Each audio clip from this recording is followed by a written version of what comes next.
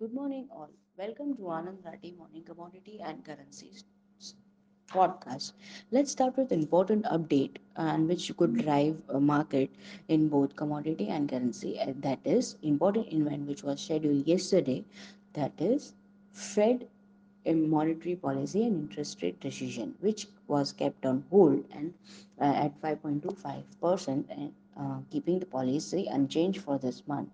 And Fed has confirmed that the central bank bias was towards the rate cut, even if the timing has been delayed by the sticky inflation.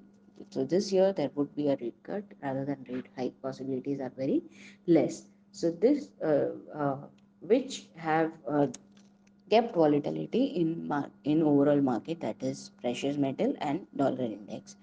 Coming to Indian perspective and rupee perspective, India's central bank has made smoothing volatility in its currency, boosting investor confidence for the rate. The rupee has barely changed last month, making it more resilient amongst its Asian peers. Coming with to precious metal update, gold ended 1.5% higher in prior session, the biggest one-day gain since mid-April. Amid yields upside were capped after Powell signals an important change in its strategy for reducing bonds it holds on its balance sheet, a, a process known as quantity tightening. Focus still remains on next round of macro cues scheduled on Friday, that is U.S. non-farm payroll, which state the labor market conditions. While yellow metal is still likely to stay steady for today. Technically, gold intraday future support is seen around 70,700 and 70,200, resistance around 71,350 and 71,750.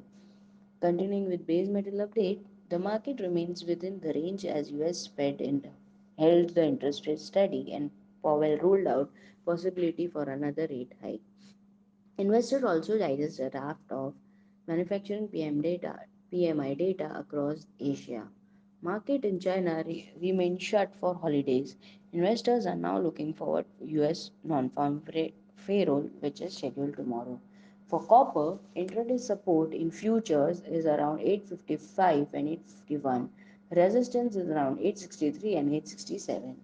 Continuing with energy update, easing tensions in Middle East and dampening pace of interest rate cuts was the key trigger exerting pressure on oil prices so far this week, and thus the substantial build-up in US and with a substantial build-up in US inventories, demand concerns over once again came into limelight. Nonetheless, OPEC Plus cuts still continued, keeping oil market in deficit while geopolitical conflicts cannot be ruled out. Thus, 77 and 78 level should be good hold for WTI as long as there is no concrete decision on ceasefire due. Technically, for crude oil, intraday support in futures is seen around 6,580 and 6,430. Resistance is around 6,740 and 6,820. For today, the major economic events are US trade balance, initial jobless claim, and US factory orders and US durable goods, and EIA natural gas storage change. So that's all for today's podcast. Have a successful trading day. Thank you.